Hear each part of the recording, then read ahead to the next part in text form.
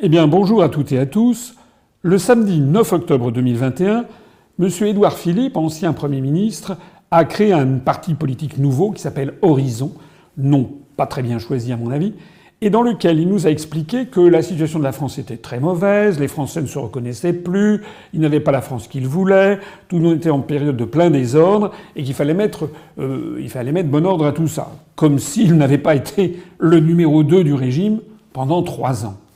Et pour mettre bon ordre à tout ça, M. Philippe a eu une idée. Il a dit voilà, il faut qu'on se rassemble autour de moi et on va définir la stratégie de la France à horizon de 2050 parce qu'il faut voir loin pour prévoir l'avenir. Bien. 3 jours après, le mardi 12 octobre 2021, c'est Emmanuel Macron en personne qui est monté au créneau pour dire à peu près la même chose. La situation est très mauvaise, on a reculé en matière de santé, de médecine. Comme si ça n'était pas lui qui avait décidé la fermeture de 5700 lits d'hôpitaux pendant l'année 2020 en pleine pandémie. On assiste chez M. Macron comme chez M. Philippe à un dédoublement de la personnalité. Il parle exactement comme s'il n'avait pas été président de la République et Premier ministre et donc responsable numéro 1 de la situation qu'il dénigre. Et M. Macron a dit que lui, il fallait réfléchir à la stratégie de la France à horizon de 2030. Alors moi, je voudrais dire quelque chose à ces deux messieurs. Ils font, devant les Français, comme si la France avait besoin de définir une stratégie. Dans l'absolu, je suis d'accord qu'il faut avoir une stratégie. Mais le problème, c'est qu'ils ne savent pas qu'on en a une. Depuis 1957 et le traité de Rome, ça fait 64 ans que la France a une stratégie, et pas la moindre, la stratégie la plus monumentale que l'on puisse considérer, qui est de fusionner dans un État-continent les États-Unis d'Europe, l'Union européenne. Ils l'ont oublié ? Est-ce qu'ils ont oublié aussi que la Commission européenne a proposé en 2000 une stratégie de Lisbonne qui s'est terminée par un bide et en 2010 une stratégie dite Europe 2020 dont on constate qu'elle n'a pas été remplie non plus. C'est pas la peine de chercher une stratégie. Si on est pour l'Union européenne, elle est toute trouvée. Simplement, elle ne marche pas. Bonjour à toutes et à tous. Je voudrais revenir sur la déclaration de M. Gabriel Attal qui a dit que le pass sanitaire pourrait être prorogé jusqu'au 31 juillet 2022. Nous sommes mi-octobre 2021. Ça veut donc dire que le pass sanitaire pourrait être prorogé pendant encore 9 mois et demi. Alors, moi, il y a un certain nombre de choses que je voudrais dire face à ça. La première, c'est que tout le monde sait que ce pass sanitaire est d'une efficacité des plus limitées puisque vous pouvez très bien avoir un pass sanitaire, être vacciné et néanmoins être porteur du virus et le transmettre à quelqu'un d'autre. D'ailleurs, on voit dans le monde des pays et de très nombreux pays du monde, notamment dans les pays en voie de développement, qui n'ont pas de pass sanitaire et qui ont un taux de contamination très faible et un nombre de morts par million d'habitants très faible. Alors que le pass sanitaire semble plutôt l'apanage des pays développés où il y a beaucoup de morts par habitant. La deuxième chose que je voudrais dire, c'est que, ce pass sanitaire présente une particularité étonnante parmi les pays d'Europe, c'est qu'on a l'impression qu'il revêt une coloration américaine. En tout cas, en Belgique, le pass sanitaire, il s'appelle le Covid Safe Ticket. Pourquoi est-ce qu'il n'est pas en français ou en néerlandais ? Dieu seul le sait. Au Luxembourg, ça s'appelle Covid Check. À Chypre, ça s'appelle Safe Pass. En Grèce, les zones dans lesquelles on peut avoir accès s'appellent des Covid-free zones. Et même en France, le pass sanitaire, normalement, s'écrit avec un E d'après l'Académie, mais beaucoup de gens l'écrivent 2 S. Pourquoi est-ce que l'inconscient des peuples relie cette affaire aux États-Unis d'Amérique ? Beaucoup de philosophes pourraient y réfléchir.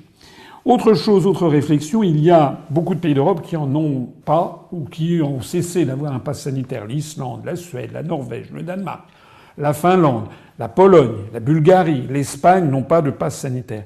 Et dans un certain nombre de pays, il y a effectivement des tentations à le développer ou à ne pas le faire régner, mais en fonction des régions et des circonstances. Pourquoi donc le gouvernement français veut-il 9 mois encore de pass sanitaire ? Est-ce qu'il ne voudrait pas, par hasard, englober les élections sous le pass sanitaire et empêcher ceux qui ne sont pas vaccinés d'aller voter dans les bureaux de vote ? Donc toute cette affaire, honnêtement, ne sent pas bon. Il n'est pas vraisemblable que, alors que dans d'autres pays, on navigue au jour le jour en fonction des régions, il n'est pas vraisemblable que la France, seule parmi tous ces pays, se permette de donner au gouvernement la possibilité de prolonger ce qui est quand même un processus extrêmement attentatoire aux libertés, de prolonger ça pendant encore 9 mois et demi, alors même que l'épidémie ne menace absolument plus la France, du moins pour le moment. On attend d'ailleurs toujours la fameuse 4e vague, 5e vague, 6e vague, tout ceci n'existe pas, semble-t-il.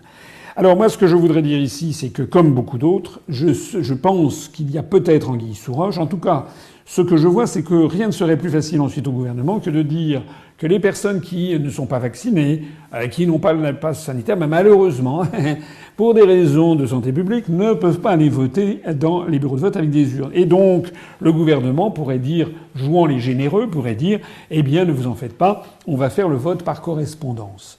Alors moi, je dis ici non. Le vote par correspondance, on a déjà expérimenté en France. Il a été interdit parce que c'est le lieu de toutes les magouilles et de tous les trafics de vote. J'ajoute que c'est au cœur des problèmes qu'il y a, comme vous le savez, dans les élections américaines qui ont eu lieu à la fin de l'année dernière avec des systèmes de vote de par Dominion ou de vote par correspondance, par électronique, qui ne sont pas fiables. J'en conclus donc qu'il faut surveiller cette affaire de très très près et que malheureusement, le 31 juillet donne à penser que le gouvernement aurait voulu englober dedans les élections présidentielles et législatives. Pour ce qui me concerne et ce qui concerne l'UPR, je prends 2 engagements que j'ai déjà pris mais que je renouvelle.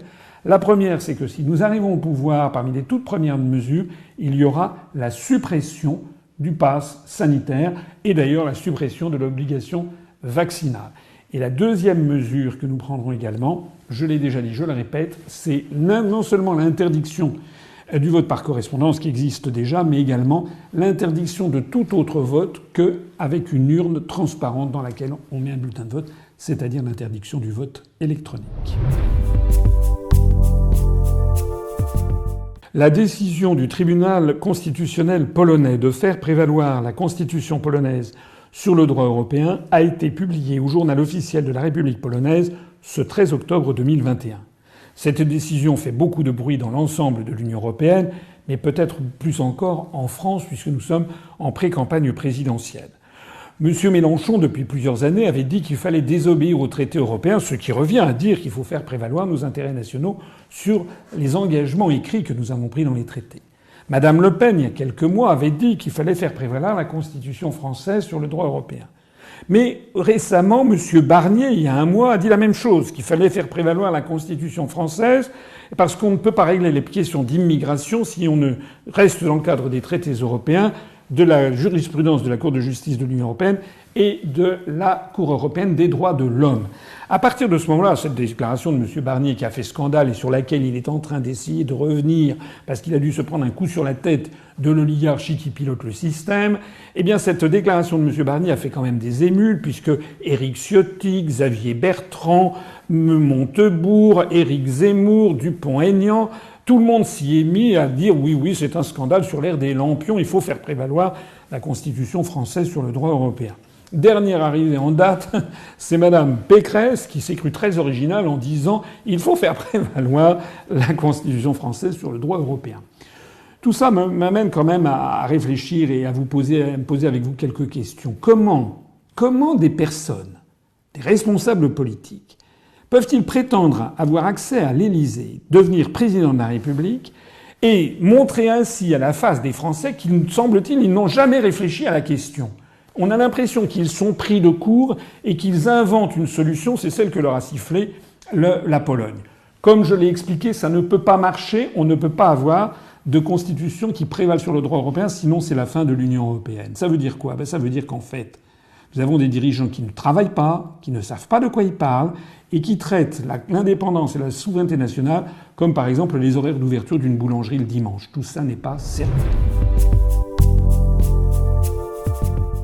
Je voudrais vous parler de l'étude qui a été publiée par René Dauzière, qui est un ancien député socialiste de l'Aisne, qui a pris sa retraite en 2017, mais qui a créé ensuite un observatoire de l'éthique politique et qui s'était fait une spécialité lorsqu'il était parlementaire d'éplucher, de regarder à la loupe le budget de la présidence de la République et le budget du gouvernement depuis plusieurs mandats présidentiels. Donc son point de vue est intéressant et donc dans l'étude qu'il vient de sortir, qui est une étude tout à fait objective, il fait valoir que le gouvernement Castex est le gouvernement le plus cher de la Ve République. C'est pas le plus efficace, mais c'est le plus cher.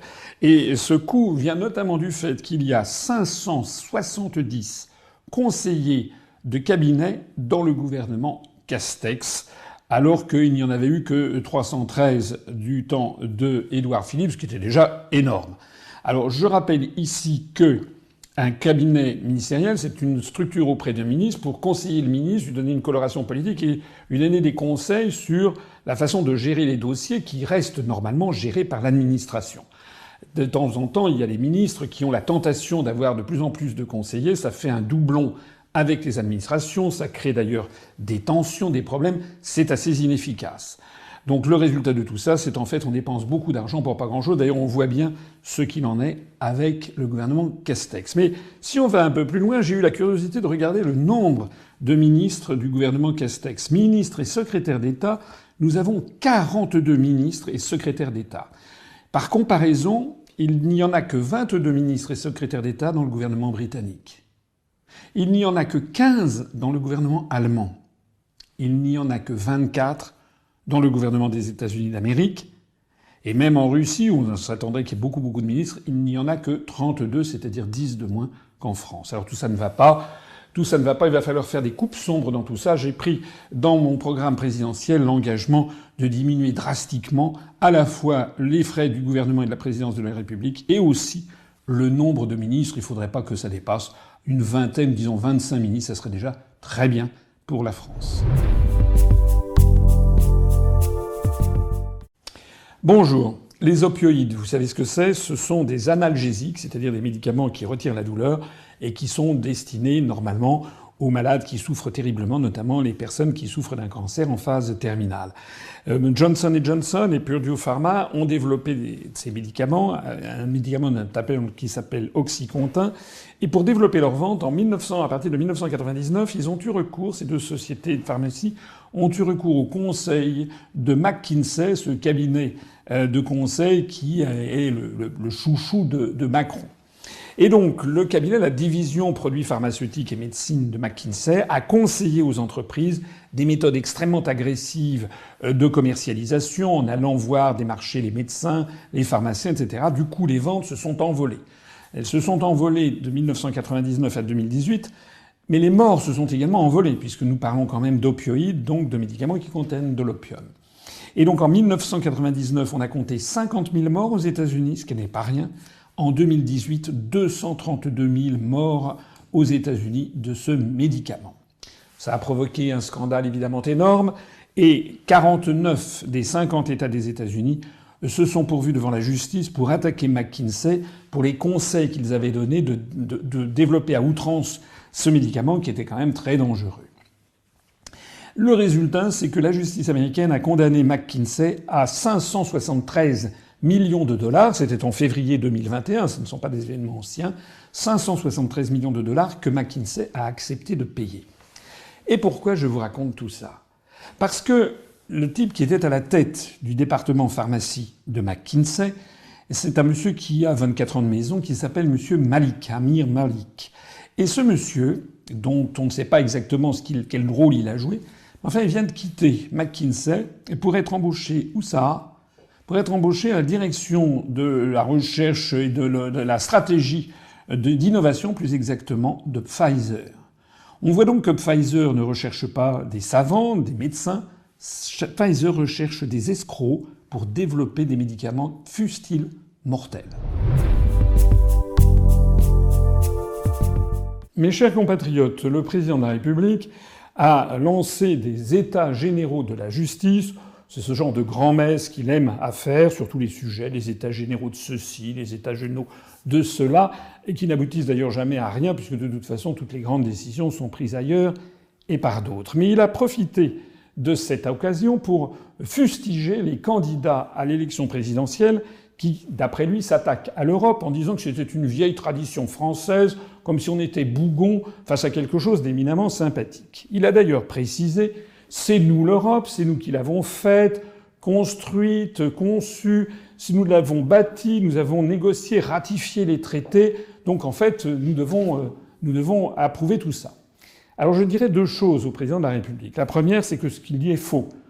Les Français, en 1957, n'ont jamais approuvé la construction européenne. Ça a été décidé dans leur dos, le traité de Rome, par des députés qui n'avaient pas été élus pour cela lors des élections précédentes.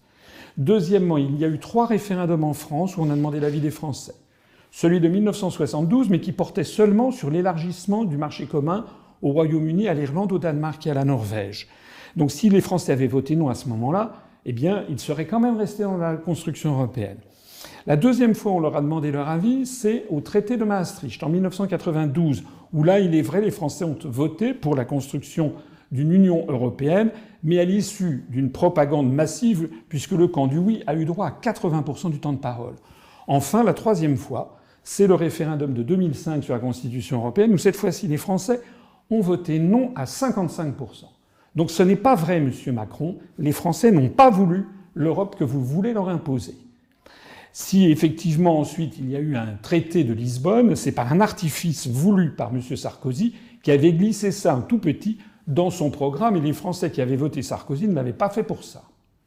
Et puis la deuxième chose que je voudrais dire à M. Macron, c'est que même si tout ce qu'il disait était vrai, un peuple a le droit de changer d'avis et de modifier le cours de son destin, de la même façon que le peuple, après vous avoir élu, M. Macron, a le droit de changer d'avis et de vous chasser en 2022.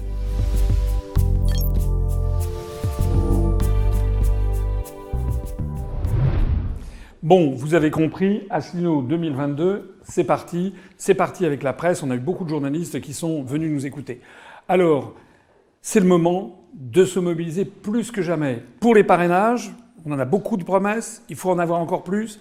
Et aussi pour le nerf de la guerre, c'est-à-dire le financement de la campagne. Vous savez que nous avons 0 € d'endettement. Nous comptons rester avec 0 € d'endettement, donc il vous appartient de participer. On a besoin d'argent, je le dis carrément comme tout le monde, on a besoin d'argent pour financer l'élection présidentielle et pour financer les élections législatives.